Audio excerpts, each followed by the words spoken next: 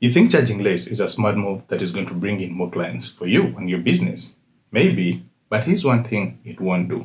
It won't keep your business alive. And in this video, I'm going to show you a practical example of what it takes or how people get to undercharge. 2, I'm going to show you why it is a bad decision or a bad move for you to undercharge. And 3, I'm going to show you how to get to fix all this. So let's get deep dive into this video. So for us to get a practical example of what it takes or how people get undercharge, we really need to understand a business concept. Yeah. So for this case, we are going to use a practical example of a one business from our owner called Peter. So Pete is a graphic designer. He is into some sort of agency here, and he was tasked by a one client to design for him a logo. Now, here's what we need to know about the logo. It's going to take about 5 hours to get the logo done, from ideation to final touches of it until when it's delivered to the client. That's about 5 hours lifespan. Yeah. So now this is what's going to happen. In Pete's area of location, all graphic designers in that area charge about $50 per hour. Yeah. And if you get to multiply $50 by 5 hours it takes to get the logo done, that's about $250 for a whole logo from ideation to delivery. Yeah. And now we look at Pete.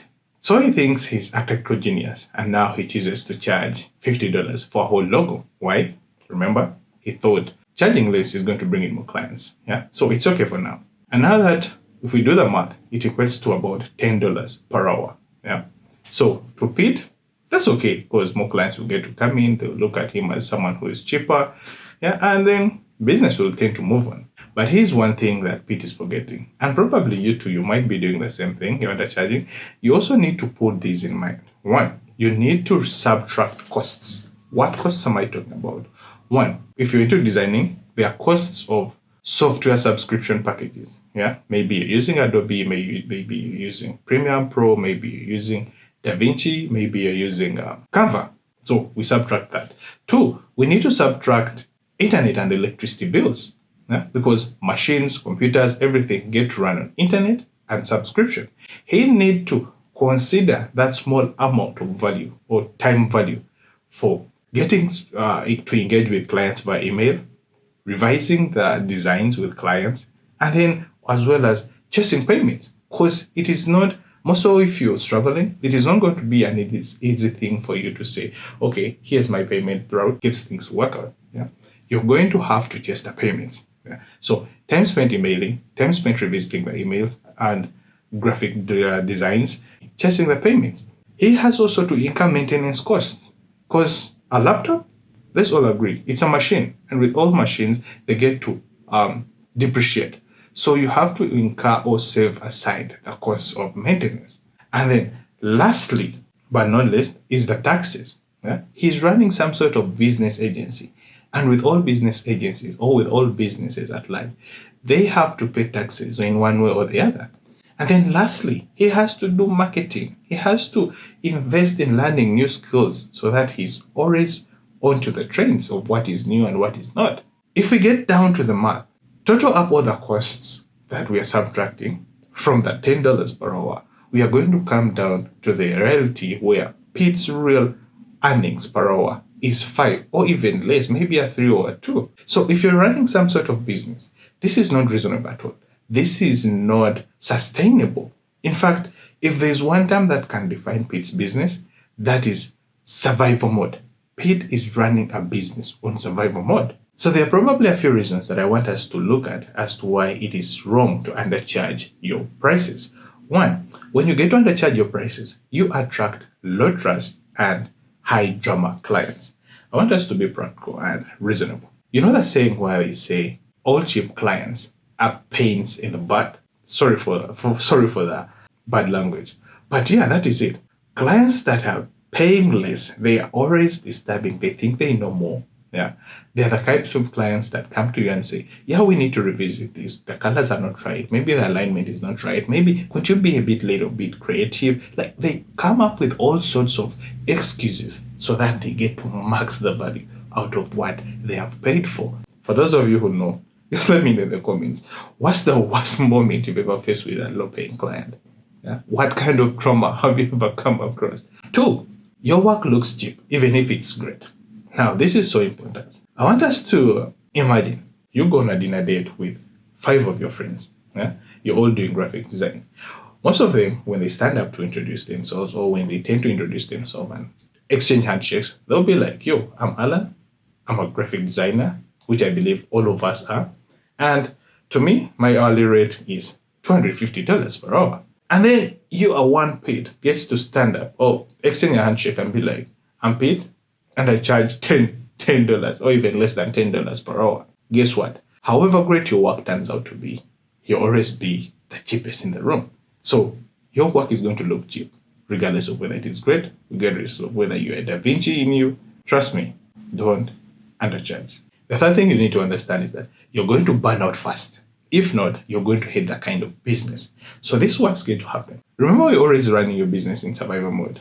So in order for you to keep that business afloat, you have to bring in more low chip paying clients. And as we've seen, all the low paying chip clients, what they get to bring onto you is stress. How? They're dramatic. The colors are not right. The logo ain't right. Can't you come up with other 5 different concepts? Right? Maybe I feel like something's lacking. They don't even know what it is that is lacking. Yeah? The more clients you get to have just because you want to keep your margins of profit high, like you want to multiply that $2 that you're earning from the whole job, yeah, as high as possible, you're going to stress out. And eventually, you're going to burn out. And the worst case scenario that is going to happen is you're going to hate your job. Why? Because it's not bringing you money and you have to deal with retards. You have to deal with high dramatic and low trust clients.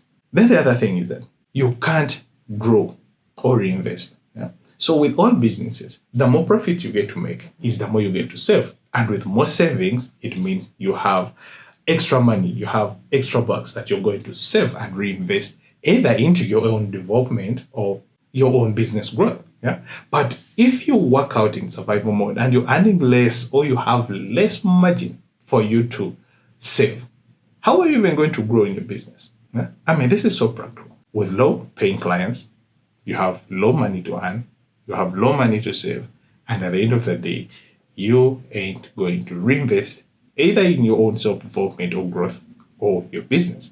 And lastly, the worst case scenario that is always going to happen to you is that you're going to start doubting in the value that you tend to give out.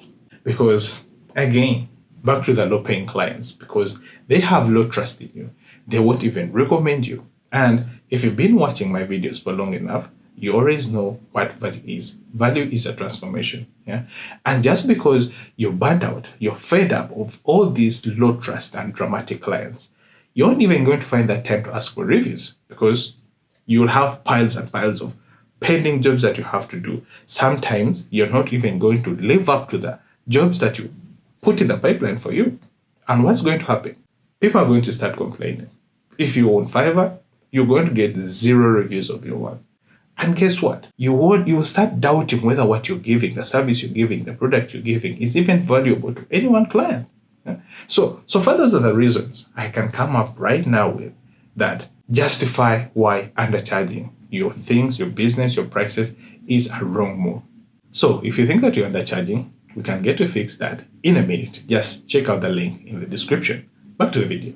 So here's what you really need to do right now if you need to fix the undercharging problem immediately. 1, you need to start pricing for sustainability. Your prices should cover 3 key areas. 1, costs. Yeah? You need to sit down and calculate all the costs that are incurred in terms of delivering that service, all the costs that are incurred in the production of that service. That way, you'll have a full picture of what you're spending and what you want to earn. The second thing you need to do, you need to account for the time. In fact, it is time value. How much time does it take you to produce one product? How much time does it take you to deliver on a one service? So account for that, and then everything will be sorted. And lastly, you need to look at profit. How much is it that you want to get as profit margin on a certain product you're working on? How much is it that you want to earn as profit on a certain service that you're delivering? Yeah. So if you factor in cost, time value, and profit margin, it's going to give you a clear image of what exactly it is that you should be charging in your business. And when you do that in the right way, your prices are going to be sustainable, your prices are going to be reasonable, and your business will be able to grow, scale, and multiply, and thus being able to survive for a longer time. Two, you need to price for positioning. Right? So the best way to price for positioning, I always give out two key questions that you need to ask yourself. One, what are others charging in the market? And two, what value is it that I'm trying to deliver to the marketplace? Yeah. So if you sit down and start to do a research analysis on all your competitors in your area and find out how much is it they're charging, probably they're charging about $50, $250, $150, yeah, regardless of what they're charging. You need to sit down and analyze how much value is it that I can give to the client, yeah? How much transformation can I bring over to the client that they will come to me over others? And when the value is too much, when the transformation is way above than that what the market is providing, then you stand the chance to price highly, yeah? So maybe if the value is too much, instead of charging 50, maybe you charge about 70. Instead of charging 100, maybe you charge 130. Instead of charging 150, maybe you go to charge 200. Yeah? So if you do that, then you're setting your price for positioning. You position yourself as a different vendor, as a different seller, as a different product designer, as a different freelancer in the market. Why? Because you tick two things. You know how much people get to charge. And because you know how much people get to charge and the value they get to provide, you up the value that you get to provide and up your price as well. Because the right prices is always going to attract the right clients. Charge less of whatever you want to earn, then you're going to attract the clients that we don't have. That is the high, low trust and the dramatic one. Charge a higher price, you're going to get fewer clients, but of quality. And when I say quality, is fewer clients that get to bring in the right amount that you want. Three, you need to price for the peace of mind. Set your price to fit in the kind of work that you enjoy doing. If you want to have so much peace of mind and enjoy the kind of work you need to charge, set prices that are above the ordinary. Yeah? It takes us back to the positioning. Yeah. If you position yourself right with the right prices and the amount of value that you tend to give, your work is always going to be enjoyable. Yeah. So in all that you have to do, if you want to beat this undercharging problem, always price for the peace of mind. How much price do you have to set in order for you to get fewer jobs that will give you a peace of mind? If it requires you to have maybe 1 or 3 jobs, have that. If it gives you peace of mind and you're enjoying it, don't stress. Don't go for lower prices. And then the fourth term will be educate your audience. Don't get me wrong here. Most of you think educating your audience is all about taking them in a big whole lecture room and start pampering them with notes and what. There are various ways you can educate your clients. 1 or 2 that I can tend to give you right now on spot is that use your Instagram stories, use your Reel stories, use your TikTok, show them behind the scenes, show them the steps you undertake to get the products done. If it is designing beads, wrist beads or wristbands, show them the step by step. Maybe the more they get to see that is the more that they tend to understand, oh, this is not some sort of easy work that takes a few hours to get done. Maybe for beads example, show them the softwares you get to use, show them the step by step, show them the failures, the success, the headache that you underwent through as you're doing their work. Maybe when they get to see that, they'll start to appreciate the time it took. And for those who are wise enough, those who are no low trusts, those who are not dramatic, they'll start valuing the amount of time you spend. And when they value that, they will equate that to higher prices. Then lastly, test and adjust. There are 2 strategic ways you can test and adjust your prices. 1, you can start low and then increase on your prices as time goes on. Increase on your price as you get more clients. The more clients you get to have is the more increase you're going to have. Why? It is going to limit on the number of jobs you tend to have so that you don't get to burnout. So the fewer, the better. So if you can increase from maybe, if you've been getting about 10 clients, each one paying $50 per hour. Now, if you find that it's now stressing, making you burn out, like you don't get the time to concentrate on your peace of mind or focus on peace of mind or enjoy your work, then instead of charging $50, you can up it and double it. And maybe say, now my rates are $100 per hour. If you have 10 clients, maybe they'll cut into half and you get to have 5. But what is it that you lose? Because you doubled your prices and now you have 5 paying clients who give you the same amount as 100 clients. And then maybe the recent one I just discovered is that you can get to start with a higher price. Yeah. So maybe you charge $1,000 per logo. And as forms of adjustment and tweaking gets to come in, you start reducing your prices up to the point where you get only a few capable clients that can get to afford your product. And you roll with that. So those are the 2 ways you can focus on. Now, here's the thing. This undercharging thing that you need to understand. All right. 1, undercharging is like a double-edged sword. At one side, it feels safe because you think more clients will get to come in. And probably they do. But what sort of clients are you getting? And then on the other side of the sword, it is self-sabotage. It is going to bring your business into survival mode, which will eventually kill it. 2, you do not get to build wealth by being the cheapest. Being cheap will never get you rich. In fact, if you really want to try it out, go out there and cut the prices you're going to have. You're going to wake up one day where most of your stock is done and you have nothing you have to present. Yeah. So never make at any one point a mistake of thinking that I'm going to collect or I'm going to gain a lot of wealth by being cheap, because it's so draining and it is going to lead to burnout. And lastly, you will always win by being valuable, sustainable, and strategic. And the best way to be strategic is always to set your prices based on the 3 key areas that we already covered. That is cost, time value, and profit margin.